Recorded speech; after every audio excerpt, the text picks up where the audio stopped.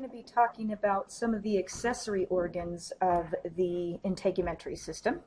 Remember that organ systems are made of organs that are working together, so we do have some other organs working together inside the integumentary system. We have something called sweat glands, and sweat glands are they are exocrine glands. There's an endocrine gland and an exocrine gland, and we talked about those a little earlier. And these are exocrine glands, which means that they have a duct. They're not part of the endocrine system. There are two different types of sweat glands that we have in our bodies. The first is an eccrine sweat gland, and those are active when you are born. They are found in the palms of your hands, soles of your feet, and forehead. And they are going to be the sweat glands that help really cool you off. When you are hot, they're going to cool you off. We've talked about, maintaining homeostasis by maintaining your temperature. There's another type called an apocrine sweat gland. They are an eccrine sweat gland. They just they're not actually active when you're born. Instead, they become active at puberty.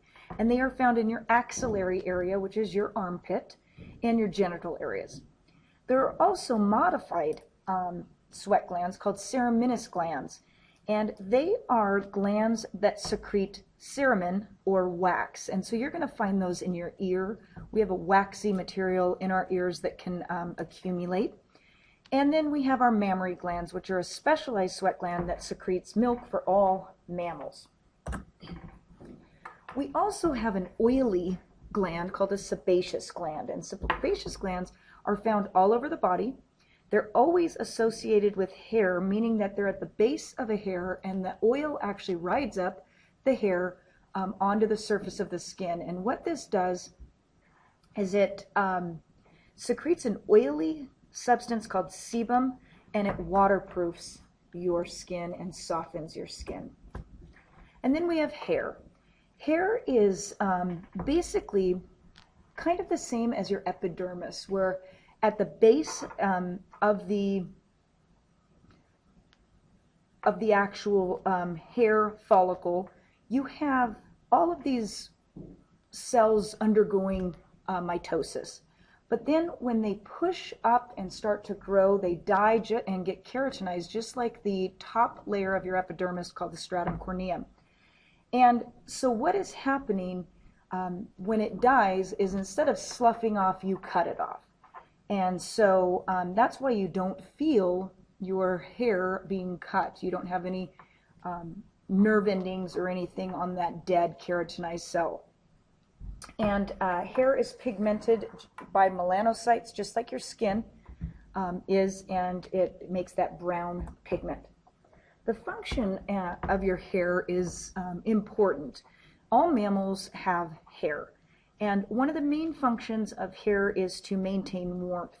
It also allows you to feel the world around you. If something is walking on you or whatever, it allows you to sense the world around you. Now, I just told you that the top layer of the hair is dead and doesn't have any nerve endings, but within the hair follicle, in the actual dermis, there are nerve endings that are against that portion. So it will trigger that sensory neuron, and then it helps, basically protect the rest of your body. The hair follicle is a knot of sensory nerve endings, and that's what I was talking about. You've got these nerve endings at the base of the hair follicle so that you can actually sense the world around you, but the top of the hair, or the tip of the hair, is dead. There are two basic types of hair in the human body. We have vellus, which is found in all children. It's very, very soft, usually light hair, and it'd be what we would call peach fuzz around the adult female. And then we have terminal hair, and so men, when they start to grow a beard, that type of thing, that would be considered terminal. So it's coarser, and it makes up your armpit hair, your pubic region hair, and the hair of the eyebrows and the scalp. There can be some problems when it comes to hair.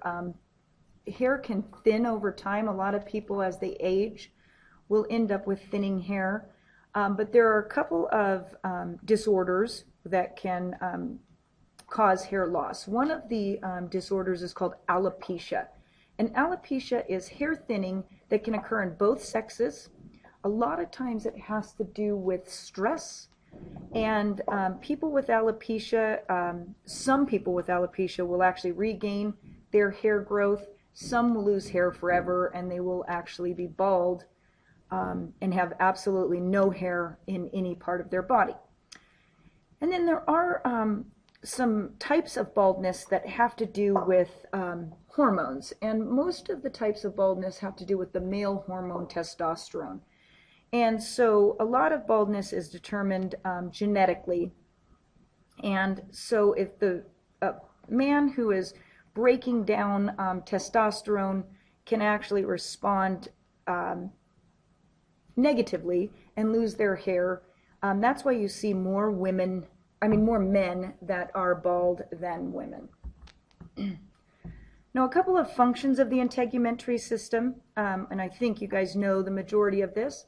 One is protection. We've talked about that. The other is body temperature regulation, because that's where those sweat glands come in. Cutaneous sensation, that means that you just have sensory neurons that are sensing the world around you. You do have metabolic functions, meaning that there are some chemical reactions that occur, and one of the main ones is being able to synthesize vitamin D, which allows us to absorb calcium into the bones. And we do this by being exposed to sunlight. It also has a blood reservoir. So it says skin blood vessels store up to 5% of the blood's volume, because remember that we are excreting most of our temperature through our integumentary system. And then we do have a little bit of excretion in the sweat. We not only lose our electrolytes, but we also lose a little bit of nitrogenous waste.